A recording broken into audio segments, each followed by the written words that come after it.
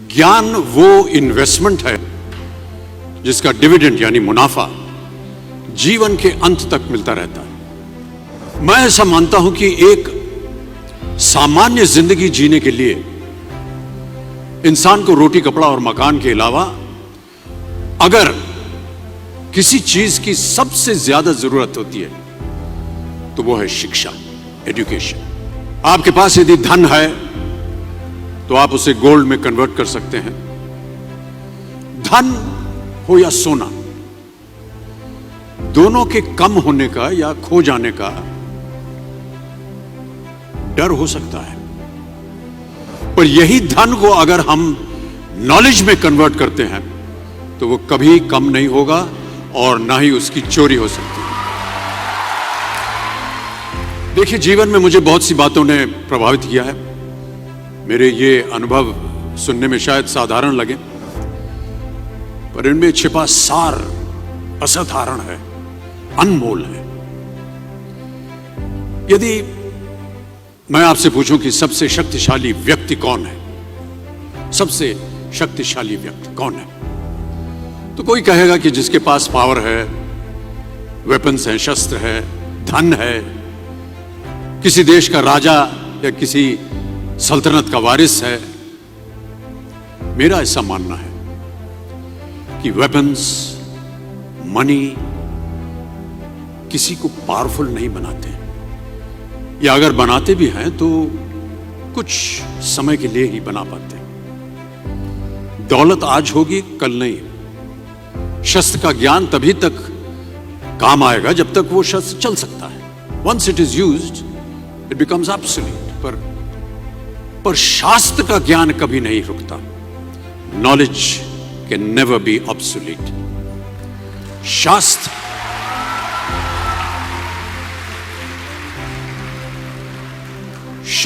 ज्ञान शस्त्र ज्ञान से ज्यादा असरदार, प्रभावशाली और शक्तिशाली होता है।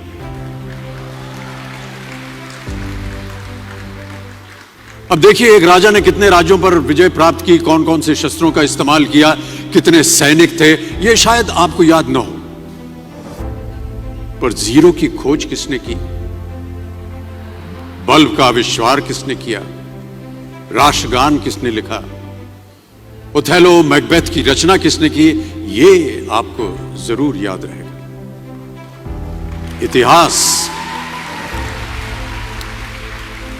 इतिहास गवाह है कि एक राजा अपनी शक्ति के बल पर केवल वहीं तक पूजा जाता है जहां तक उसका साम्राज्य फैला होता है। वो केवल अपनी प्रजा का प्रिय होता है, पर अपने ज्ञान की कीर्ति फैलाने वाले Albert Einstein, William Shakespeare, Rabindranath Tagore सिर्फ अपनी जन्मभूमि में ही नहीं बल्कि पूरे विश्व में पूजे जाते हैं। संपूर्ण मानव जाति के लिए वो प्रेरणा स्रोत बनते हैं।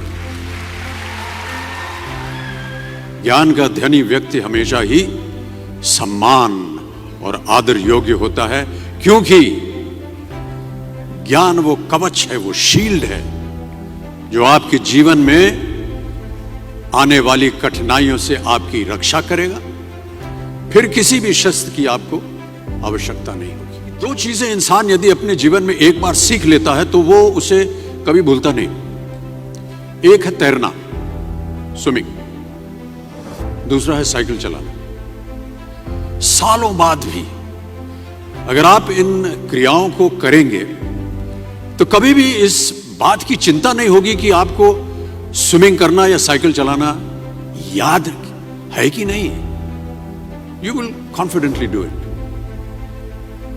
काश कि हम पढ़ाई भी इसी नजरिए के साथ करें, that when you will chase knowledge, numbers will always follow. देखिए, महाभारत में जब गुरु द्रोणाचार्य ने एकलव्य को अपना शिष्य मानने से और अपने गुरुकुल में लाने से इनकार कर दिया था, तो एकलव्य ने क्या किया, अपने गुरु की प्रतिमा, एक मूर्ति बनाई और केवल उस मूर्ति से प्रेरणा लेकर ही धनुर्विद्या सीखने में वही सफलता प्राप्त की जो बाकी योद्धाओं को द्रोणाचार्य के गुरुकुल में रहकर हुई। उस प्रतिमा के रूप में एकलव्य को हमेशा अपने गुरु के पास रहने का एहसास था। और जब गुरु साथ में हो तो सफलता हासिल करने से आपको कोई भी नहीं रोक सकता है।